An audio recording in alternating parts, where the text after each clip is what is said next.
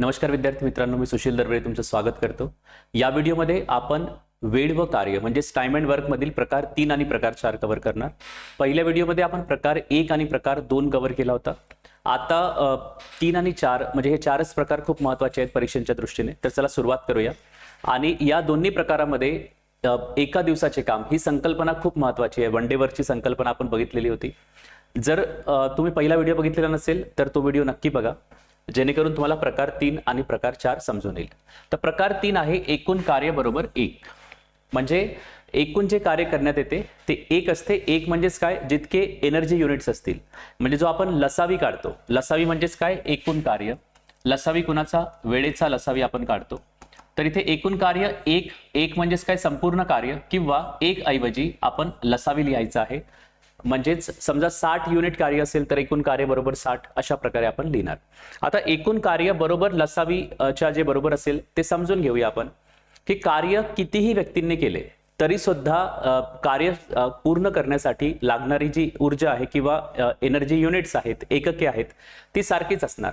मग एका व्यक्तीने कार्य, समजा एखादे कार्य 100 एकक ऊर्जेने पूर्ण होत असेल किंवा 100 युनिट्सने पूर्ण होत असेल तर एक व्यक्ती करणार तरी सुद्धा त्याला 100च युनिट कार्य करावे लागेल। 2 किंवा 3 व्यक्ती असतील तरी सुद्धा त्यांना 100च युनिट कार्य करावे लागेल। तर हीच याच संकल्पनेवर प्रकार 3 आहे। आणि प्रकार 3चा प्रश्न आहे ते कशा प्रकारे ओळखता येईल, तर प्रश्नांचे स्वरूप कशा प्रकारे असेल, कार्य करणाऱ्यांपैकी एक व्यक्ती मध्येच कार्य सोडून जाणार किंवा एखादा नवीन व्यक्ती मध्येच कार्य करण्यामध्ये सामील होणार। म्हणजे समजा 2 व्यक्ती कार्य करत आहेत तर एखादा व्यक्ती काय करेल, कार्य सोडून चालला जाणार, पण कार्य कंप्लीट होणारच, म्हणजे उर्वरित जो व्यक्ती आहे, जो राहिलेला व्यक्ती आहे तो कार्य पूर्ण करणार। किंवा अशा प्रकारे सुद्धा होऊ शकतं की एका व्यक्तीने कार्य सुरू केले आणि काही दिवसानंतर दुसरा व्यक्ती आला आणि त्या दोघांनी मिळून कार्य पूर्ण केले, म्हणजे शेवटी कार्य पूर्ण होणारच आहे। म्हणजे एकूण कार्य जीही लसावी असेल कालावधींची त्याच्या बरोबर असेल। तर हा प्रश्न कशा प्रकारे सोडवायचा, किंवा या प्रश्नाचे सूत्र काय असणार, एकूण कार्य बरोबर लसावीच्या बरोबर। आणि मांडणी कशा प्रकारे करायची ते आपण एक्झाम्पलच्या माध्यमातून समजून घेऊया। तर प्रश्न क्रमांक 19 बघा, ए व बी मिळून एका कामास क्रमशः 45 व 40 दिवसात पूर्ण करू शकतात। आता इथे पूर्ण करू शकतात म्हटलेलं आहे, त्यांनी तितके दिवस कार्य केलेले आहे अशा प्रकारे म्हणण्यात आलेलं नाही। म्हणजेच काय, ए एक कार्य 45 दिवसात व बी एक कार्य 40 दिवसात पूर्ण करू शकतात। आता कालावधी देण्यात आलेला आहे, यावरून आपल्याला काय समजून येणार, तर यावरून आपल्याला समजून येणार की एकूण कार्य किती आहे ते आपण कॅल्क्युलेट करू शकतो यांचा लसावी घेऊन। पुढे म्हणण्यात आलेला आहे, दोघांनी मिळून कार्य करण्यास सुरुवात केले।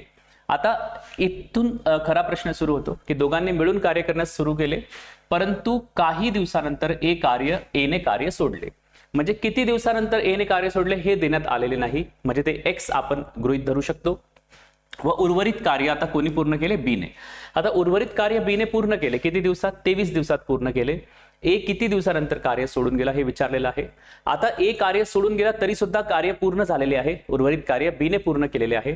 म्हणजेच इथे सुद्धा हा प्रकार 3चा प्रश्न आहे हे आपल्याला ओळखता येईल, कारण की एखादा व्यक्ती कार्य सोडून जाणार किंवा कार्यामध्ये सामील होणार त्यालाच आपण म्हणणार की प्रकार 3चा प्रश्न आहे। आणि एकूण कार्य बरोबर किती, तर लसावीच्या बरोबर। तर ते आपण कॅल्क्युलेट करूया।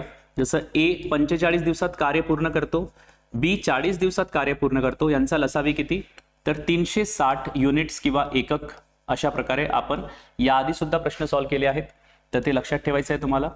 म्हणजेच आता ए ला 45 दिवस लागतात 360 एकक कार्य करण्यासाठी, तर एका दिवसात तो किती युनिट्स किंवा किती एकक कार्य करेल, 8 एकक, वन डे वर्क ज्याला आपण म्हणतो। आणि 40 दिवसात 360 म्हणजेच एका दिवसात किती, 9 एकक कार्य करेल, म्हणजे वन डे वर्क आपल्याला मिळालेलं आहे। आता एकूण कार्य कितीच्या बरोबर लिहिणार, 360 एककांच्या बरोबर लिहिणार, कारण की कार्य कोणीही करो तितकेच एकक कार्य पूर्ण होईल जितके लसावी आहे। तर 360च्या आपण बरोबर लिहिलं। आता इथे मांडणी करता आली पाहिजे आपल्याला की कोणत्या व्यक्तीने किती दिवस कार्य केलेलं आहे। ही जर तुम्ही मांडणी व्यवस्थित केली तर हा प्रश्न खूप सोप्या पद्धतीने सॉल्व्ह होईल। आता सुरुवात कोणी केली, दोघांनी मिळून, म्हणजे ए प्लस बी यांनी किती दिवस कार्य केले, तर ते आपल्याला माहिती नाही, तेच काढायचं आहे। तर आपण गृहीत धरूया एक्स दिवस यांनी कार्य केलेले आहे, प्लस आता उर्वरित कार्य कोणी केले, बी ने, किती दिवसात, 23 दिवसात।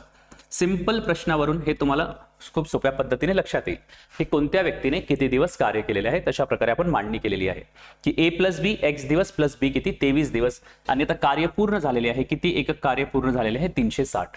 याचाच अर्थ काय, ए व बी यांचे एक्स दिवसांचे कार्य अधिक बी चे 23 दिवसांचे कार्य बरोबर 360 एकक कार्य कंप्लीट. आता आपल्याला ए व बी चे एक्स दिवसांचे कार्य काढायचे आहे. ए व बी चे एक्स दिवसांचे कार्य काढायचे असेल तर सर्वप्रथम आपल्याला एका दिवसाचे कार्य माहिती पाहिजे. जर एका दिवसाचे कार्य मिळाले तर त्याला एक्स ने गुणाकार करून आपण एक्स दिवसांचे कार्य काढू शकतो. म्हणजे जर वन डे वर्क माहिती असेल तर आपण कितीही दिवसांचे कार्य काढू शकतो त्या संख्येने गुणाकार करून. म्हणजे समजा एका व्यक्तीचे एका दिवसाचे कार्य 5 एकक असेल आणि तो 10 दिवस कार्य करतो तर 10 दिवसात किती एकक कार्य करेल तर 50 एकक कार्य करेल. म्हणजे 5 गुणिले 10 अशा प्रकारे वन डे वर्क कॅल्क्युलेट करता आलं पाहिजे. तर ए चे वन डे वर्क किती आहे 8 एकक आणि बी चे वन डे वर्क किती आहे 9 एकक. म्हणजेच 8 आणि 9 बरोबर किती 17 एकक असं डायरेक्ट लिहिलंय आता. आणि हे एका दिवसाचे कार्य आहे तर एक्स दिवसांचे कार्य किती होणार इंटू एक्स. तशाच प्रकारे बी चे 23 दिवसांचे कार्य आपल्याला कॅल्क्युलेट करायचे आहे. तर बी चे एका दिवसाचे कार्य किती आहे 9 म्हणून इथे येणार 9 गुणिले 23 दिवसांचे कार्य किती होणार 23 बरोबर किती 360. आता ही इक्वेशन सॉल्व्ह करून आपल्याला एक्स ची किंमत मिळणार. म्हणजे ही इक्वेशन तयार करता येणे खूप महत्त्वाचे आहे आणि ते प्रश्नावरून खूप सोप्या पद्धतीने किंवा सहजरित्या आपल्याला समजून येईल. तर हे किती होणार 17x अधिक 9 त्रिक 27 म्हणजे 207 9 23 गुणिले 9 बरोबर किती 360. आता आपण साइड शिफ्ट करणार 260 दुसरीकडे जाणार तर मायनस मध्ये येणार. तर 17x बरोबर होणार 360 वजा 207. आता 207 मायनस केले तर किती येणार 3 5 आणि 1 म्हणजे 17x बरोबर 153. तर x बरोबर किती 153 भागिले 17 तर 17 9 153 होतात म्हणून x ची किंमत किती आलेली आहे 9. आता x काय गृहीत धरलेलं होतं की दोन्ही मिळून किती दिवस त्यांनी कार्य केले तर x दिवस कार्य केले. म्हणजेच ए जो आहे तो x दिवसानंतर कार्य सोडून गेलेला आहे. आता प्रश्न पुन्हा एकदा व्यवस्थित वाचायचा की काय विचारण्यात आलेलं आहे. इथे विचारण्यात आलेलं आहे ए किती दिवसानंतर कार्य सोडून गेला. तर आपल्याला उत्तर मिळेल किती दिवसानंतर कार्य सोडून गेला 9 दिवसानंतर. म्हणजेच पर्याय क्रमांक 1 ह्या प्रश्नाचे योग्य उत्तर आहे. आता याच प्रश्नामध्ये अशा प्रकारे सुद्धा प्रश्न तयार होतो की कार्य पूर्ण होण्यास एकूण किती वेळ लागलेला आहे. तर किती वेळ लागलेला जर असा प्रश्न विचारलेला असता की एकूण वेळ किती तर किती असता तो x दिवस अधिक 23 दिवस म्हणजे 9 दिवस अधिक 23 दिवस बरोबर 32 दिवस हे उत्तर आले असते. त्यामुळे x ची किंमत येईल तेच उत्तर असेल असं आवश्यक नाहीये. आपल्याला प्रश्न व्यवस्थितरित्या वाचायचा आहे आणि प्रश्न सॉल्व्ह करायचा आहे. पुन्हा हाच कॉन्सेप्ट जो आहे पुढील प्रश्नावर आपण अप्लाय करून बघूया प्रकार 3 चा. तर सर्वप्रथम प्रकार 3 चा प्रश्न आहे हे ओळखता आलं पाहिजे. पी व क्यू क्रमशः एक कार्य 20 दिवस व 50 दिवसात पूर्ण करू शकतात म्हणजे ते करत नाही तितके दिवस कार्य पण ते एखाद्या कार्याला तितक्या दिवसात पूर्ण करू शकतात. तर यावरून आपल्याला एकूण कार्य मिळणार आणि त्यांचे एका दिवसांचे कार्य सुद्धा माहिती होईल. मग पी ने कार्य करण्यास सुरुवात केली. आता खूप महत्त्वाचे आहे की पी ने कार्य करण्यास सुरुवात केलेली आहे. पी व क्यू ने कार्य करण्यास सुरुवात केलेली नाही. बऱ्याचदा विद्यार्थ्यांना वाटतं की दोन्ही मिळून कार्य करण्यास सुरुवात करतात. काही प्रश्नांमध्ये एकटा सुद्धा कार्य करण्यास सुरुवात करू शकतो. पी ने कार्य करण्यास सुरुवात केली परंतु 10 दिवसानंतर काम करणे बंद केले. म्हणजे पी ने 10 दिवस काम केले. जर उर्वरित कार्य क्यू ने पूर्ण केले किती दिवसात पूर्ण केले हे आपल्याला माहिती नाही तेच काढावे लागेल. तर कार्य पूर्ण होण्यास लागणारा एकूण वेळ किती. तर हा प्रकार 3 चा प्रश्न आहे का तर हो नक्कीच आहे. कशावरून समजून येणार ते की एखादा व्यक्ती कार्य सोडून गेलेला आहे आणि उर्वरित कार्य तरी सुद्धा कोणत्या तरी दुसऱ्या व्यक्तीने पूर्ण केलेले आहे. म्हणजेच इथे कशा प्रकारे मांडणी करणार एकूण कार्य बरोबर जी लसावी असेल तर त्याआधी आपण वन डे वर्क कॅल्क्युलेट करूया. पी 20 दिवसात कार्य करू शकतो क्यू 50 दिवसात कार्य करू शकतो. दोघांचा लसावी किती तर 100 म्हणजेच 20 दिवसात 100 युनिट म्हणजे पी चे वन डे वर्क किती 5 एकक आणि क्यू चे वन डे वर्क किती 2 एकक. एकूण कार्य किती 100 एकक. तर एकूण कार्य बरोबर किती लिहिणार 100 युनिट्स. आता कोणी कोणी कार्य केलेले आहे हे आपल्याला लिहावं लागेल. पी ने सुरुवात केली म्हणून फक्त पीच लिहायचा पी व क्यू लिहायचे नाही. पी ने किती दिवस कार्य केले 10 दिवस व उर्वरित कार्य क्यू ने केले किती दिवसात माहिती नाही म्हणून एक्स दिवस आपण गृहीत धरणार बरोबर कार्य पूर्ण होणार म्हणजे 100 एकक पूर्ण होतील. आता पी चे 10 दिवसांचे कार्य कॅल्क्युलेट करायचे आहे. तर पी चे एका दिवसाचे कार्य किती आहे 5 एकक म्हणून 10 दिवसांचे कार्य किती होणार 5 गुणिले 10 प्लस क्यू चे एक्स दिवसांचे कार्य कॅल्क्युलेट करायचे आहे. तर क्यू चे एका दिवसाचे कार्य किती 2 म्हणून एक्स दिवसांचे कार्य किती होणार 2 गुणिले एक्स बरोबर किती 100. आता 5 गुणिले 10 किती 50 50 दुसरीकडे जातील तर मायनस मध्ये येतील म्हणजेच इथे राहणार 2x आणि इथे होणार 100 वजा 50 बरोबर किती 50, म्हणून x ची किंमत किती येणार 2x बरोबर 50, तर x बरोबर किती 25, दोन दुसरीकडे जाऊन भागाकारामध्ये येतील. तर x ची व्हॅल्यू आपल्याला मिळालेली आहे. आता प्रश्न पुन्हा शेवटची ओळ व्यवस्थित वाचूया. कार्य पूर्ण होण्यास लागलेला एकूण वेळ किती? तर बघा सुरुवातीला 10 दिवस लागले आणि त्यानंतर x दिवस लागले, म्हणजेच 10 अधिक 25, x ची किंमत किती आहे 25, म्हणजे 10 अधिक 25 बरोबर किती 35, म्हणजे या प्रश्नाचे उत्तर येणार पर्याय क्रमांक 4. तर हा प्रकार 3चा प्रश्न जर तुम्हाला समजून येईल तर खूप सोप्या पद्धतीने आपण सॉल्व्ह करू शकतो. पुन्हा एक प्रश्न प्रकार 3चा इथे आपण सॉल्व्ह करून बघूया. प्रश्न क्रमांक 21 व्हिडिओ पॉज करून तुम्ही सुद्धा सॉल्व्ह करू शकता आणि त्यानंतर सॉल्युशन बघू शकता. x एक काम 30 दिवसात संपवू शकतो, तसेच y तेच काम 40 दिवसात संपवू शकतो. म्हणजे यावरून आपल्याला एकूण कार्य मिळेल आणि वन डे वर्क सुद्धा मिळेल. म्हणजे x 30 दिवसात आणि y किती दिवसात 40 दिवसात, यांचा लसावी किती 120, हे होणार एकूण कार्य. तर 30 दिवसात 120 म्हणजे एका दिवसात x किती कार्य करणार 4 एकक आणि y किती कार्य करणार 3 एकक. पुढे x ने कार्य करण्यास सुरुवात केली. आता x व y ने सुरुवात केलेली नाही, x नेच कार्य करण्यास सुरुवात केली आहे, परंतु 5 दिवसानंतर y ने त्याच्यासोबत कार्य करणे सुरू केले. आता कोणता तरी व्यक्ती जॉईन झालेला आहे, म्हणजे हा प्रकार 3चा प्रश्न आहे व दोघांनी मिळून ते कार्य संपवले आहे. कार्य संपण्यास लागलेला एकूण वेळ किती? मग एकूण कार्य बरोबर फॉर्म्युला अप्लाय करूया. एकूण कार्य बरोबर किती होणार 120 एकक, कारण की 120 लसावी आलेला आहे. आणि आता कोणत्या कोणत्या व्यक्तीने किती दिवस कार्य केलेले आहे ही मांडणी आपण करूया. तर x ने कार्य केले, परंतु 5 दिवसानंतर x ने त्याच्यासोबत कार्य करणे सुरू केले, म्हणजे सुरुवातीचे 5 दिवस जे आहे तो फक्त xच कार्य करत होता. म्हणजे x चे 5 दिवसांचे कार्य अधिक मग नंतर y सुद्धा आलेला आहे, x प्लस y यांचे किती दिवसांचे कार्य x दिवसांचे कार्य, कारण की आपल्याला माहिती नाही आणि हे कार्य पूर्ण झालेले आहे 120 युनिट. आता x चे 5 दिवसांचे कार्य कॅल्क्युलेट करायचे आहे. तर x चे एका दिवसाचे कार्य किती आहे 4 एकक, म्हणजे 5 दिवसांचे कार्य किती होणार 20 एकक, अधिक x प्लस y चे x दिवसांचे कार्य कॅल्क्युलेट करायचे आहे. तर सर्वप्रथम x व y चे एका दिवसाचे कार्य कॅल्क्युलेट करावे लागेल. तर x चे एका दिवसाचे कार्य आहे 4 एकक, y चे एका दिवसाचे कार्य आहे 3 एकक, 4 आणि 3 किती 7, म्हणजे 7 गुणिला x आपल्याला इथे लिहावे लागेल बरोबर 120. 20 दुसरीकडे जाणार तर मायनस होणार, म्हणजेच 7x बरोबर 100 येणार, कारण की 20 दुसरीकडे जाऊन मायनस होणार. तर x बरोबर किती 100 भागीला 7 बरोबर 7 1 7, 3 उर्वरित राहणार 7 4 28 आणि 2 राहिले 2/7, म्हणजे x ची किंमत 14/2/7 आलेली आहे. आता कार्य संपण्यास लागलेला एकूण वेळ काढायचा आहे. तर कार्य संपण्यासाठी किती वेळ लागलेला आहे? सुरुवातीला 5 दिवस, त्यानंतर x दिवस. तर सुरुवातीला 5 आणि x ची किंमत किती आहे 14/2/7, म्हणजे 5 अधिक 14/2/7. तर 14 आणि 5 19, 19/2/7 हे या प्रश्नाचे योग्य उत्तर येईल. तर इथे आपल्याला ऑप्शन्स करेक्शन करून घेऊया आपण. इथे 19/2/7 हे या प्रश्नाचे योग्य उत्तर असणार आहे, कारण की एकूण वेळ विचारलेला आहे. जर अशा प्रकारे विचारलेला असता प्रश्न की दोघांनी मिळून किती दिवस कार्य केले, तर त्या प्रश्नाचे उत्तर 14/2/7 आले असते. तर हा आहे प्रकार 3. आणि यानंतर प्रकार 4. प्रकार 4 आहे कार्यक्षमतेवर आधारित प्रश्न, म्हणजे एफिशियन्सी ज्याला म्हणतो. कार्यक्षमता म्हणजे काय? कार्य करण्याची क्षमता, कोण कितक्या चांगल्या प्रकारे कार्य करू शकतो यालाच आपण कार्यक्षमता किंवा एफिशियन्सी म्हणतो.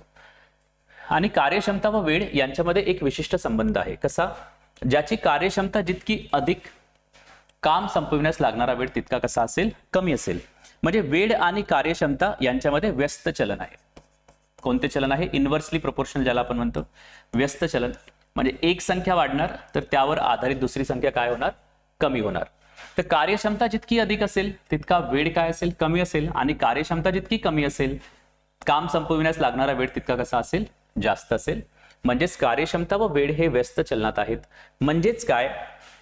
जर कार्यक्षमतेचे गुणोत्तर आपल्याला माहिती असेल, समजा दोन व्यक्तींच्या कार्यक्षमतेचे गुणोत्तर, समजा ए आणि बी आहे आणि यांच्या कार्यक्षमतेचे गुणोत्तर 5/3 आहे. म्हणजे कोण जास्त कार्यक्षम आहे? ए जास्त कार्यक्षम आहे बी पेक्षा. तर वेळेचे गुणोत्तर काय असणार? तर याचे रिव्हर्स गुणोत्तर होणार, म्हणजे उलट गुणोत्तर होणार. म्हणजे वेळेचे गुणोत्तर काय होणार? 3/5. म्हणजे ते कार्य संपवण्यासाठी बीला जर 5 दिवस लागत असतील तर एला किती दिवस लागणार? 3 दिवस लागणार. म्हणजे जे कार्यक्षमतेचे गुणोत्तर असेल त्याच्या रिव्हर्स किंवा उलट गुणोत्तर कुणाचे असेल? वेळेचे असणार आहे. हे आपल्याला लक्षात ठेवायचं आहे. आणि कार्यक्षमतेवर आधारित जे प्रश्न आहेत त्यामध्ये एक महत्त्वाची गोष्ट तुम्हाला लक्षात ठेवायची आहे, आपल्याला एकूण कार्य काढणे आवश्यक असते आणि या आधीच्या प्रश्नांमध्ये आपण कालावधीचा किंवा वेळेचा लसावी कॅल्क्युलेट करून एकूण कार्य कॅल्क्युलेट केले. पण या प्रश्नांमध्ये सामान्यतः काय होणार की वेळ देण्यात आलेला नसेल ज्यामध्ये आपण लसावी कॅल्क्युलेट करू शकणार. तर त्यासाठी एकूण कार्याचा एक फॉर्म्युला तुम्हाला लक्षात ठेवायचा आहे. एकूण कार्य किती असणार, तर लसावीच्या व्यतिरिक्त सुद्धा तुम्हाला या प्रश्नामध्ये एक महत्त्वाची गोष्ट लक्षात ठेवायची आहे. एकूण कार्य बरोबर किती, तर वन डे वर्क म्हणजे एका दिवसाचे कार्य गुणिला एकूण वेळ. आणि हे कुणासाठी करायचं आपण, की ज्या व्यक्तीचा कालावधी देण्यात आलेला आहे त्या व्यक्तीसाठी, ज्या व्यक्तीचा कालावधी किंवा वेळ देण्यात आलेला आहे. म्हणजे समजा एचा वेळ देण्यात आलेला असेल, ज्या व्यक्तीचा कालावधी देण्यात आलेला आहे त्या व्यक्तीच्या संदर्भात आपल्याला हे कॅल्क्युलेशन करायचे आहेत. त्या व्यक्तीच्या संदर्भात कॅल्क्युलेशन करायचे आहेत.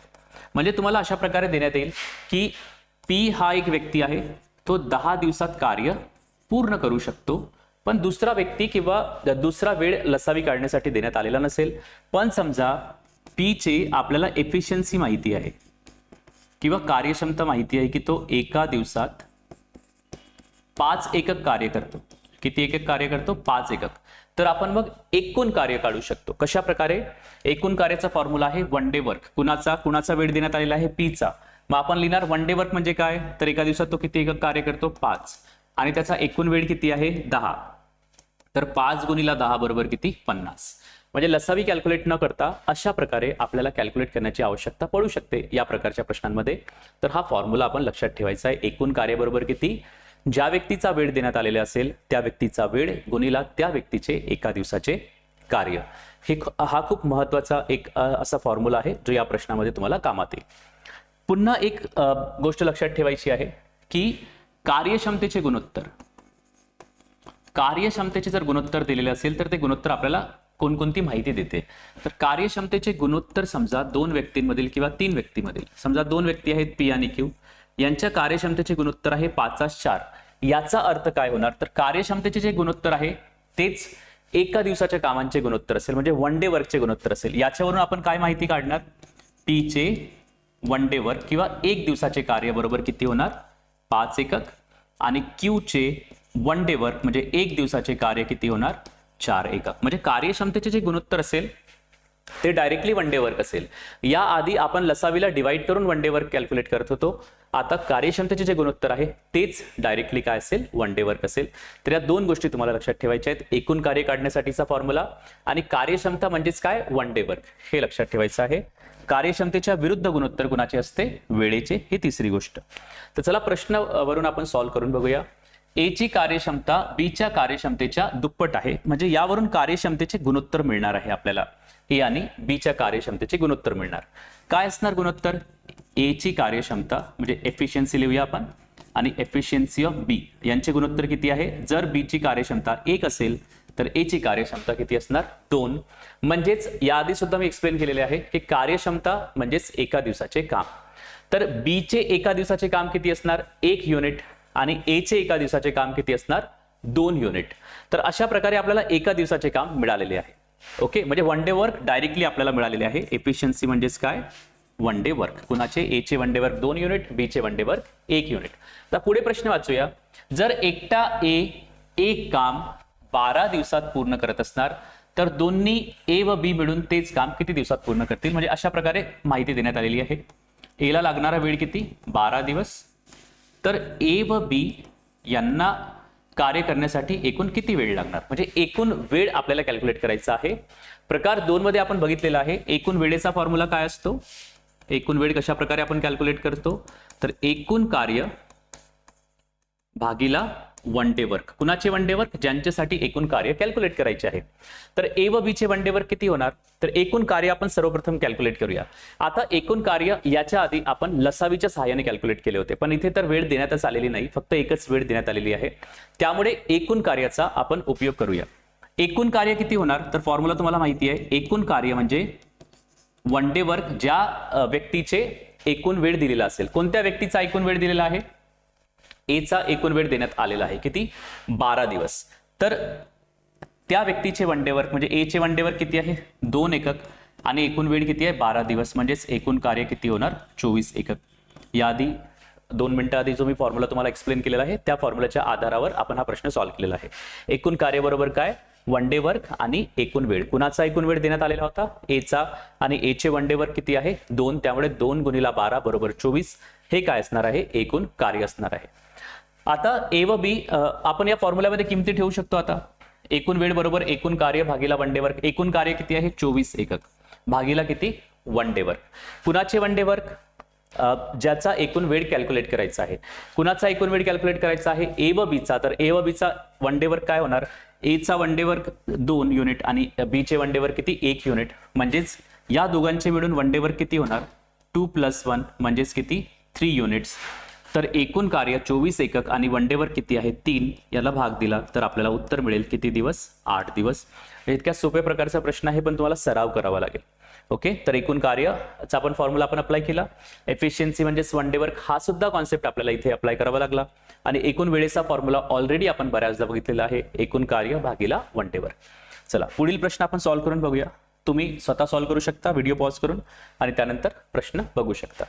इथे म्हणण्यात आलेला आहे पी ची कार्यक्षमता ही क्यूच्या कार्यक्षमतेच्या 3 पट आहे. यावरून कोणती माहिती मिळणार आपल्याला की पी व क्यू यांच्या इफिशियन्सी म्हणजे कार्यक्षमतेचे गुणोत्तर आहे एकास 3, कारण की पी 3 पट कार्यक्षम आहे आणि हेच काय असते वन डे वर्क असते. ही जी कार्यक्षमता असते तेच काय असणार आहे वन डे वर्क. म्हणजे पी चे वन डे वर्क किती एक दिवसाचे काम किती 3 एकक आणि क्यू चे वन डे वर्क किती 1 एकक. पुढे बघूया पी व क्यू मिळून काम 15 दिवसात पूर्ण करतात. म्हणजे पी प्लस क्यू हे किती दिवसात कार्य करतात 15 दिवसात. तर एकटा क्यू तेच कार्य किती दिवसात पूर्ण करेल म्हणजे क्वेश्चन मार्क. अशा प्रकारे हा प्रश्न तयार झालेला आहे. आता एकूण कार्य आपल्याला कॅल्क्युलेट करायचं आहे कारण की क्यूचा एकूण वेळ काढायचा आहे. एकूण वेळेचा फॉर्म्युला काय एकूण वेळ बरोबर एकूण कार्य भागिला वन डे वर्क. आता कुणाचे वन डे वर्क तर क्यूचे, कारण की एकूण कार्य कुणासाठी कॅल्क्युलेट करायचे क्यू साठी कॅल्क्युलेट करायचे. आता क्यूचे एकूण कार्य कशा प्रकारे मिळणार तर बघा सर्वप्रथम आपण आधी एकूण कार्य कॅल्क्युलेट करूया. एकूण कार्य किती असणार तर ज्या व्यक्तींचा वेळ दिलेला असेल 15 दिवस देण्यात आलेले आहेत. कुणाचा कालावधी आहे हा पी व क्यूचा कालावधी आहे. तर एकूण कार्य किती होणार ज्याचा कालावधी देण्यात आलेला आहे त्यांचे वन डे वर्क. तर पी आणि क्यूचे मिळून वन डे वर्क किती होणार 3 + 1 म्हणजे 4 एकक आणि यांचा एकूण वेळ किती 15 दिवस म्हणजे 15 चौक किती 60 एकक हे एकूण कार्य आहे. तर आपल्याला एकूण कार्य मिळालेले आहे किती 60 एकक.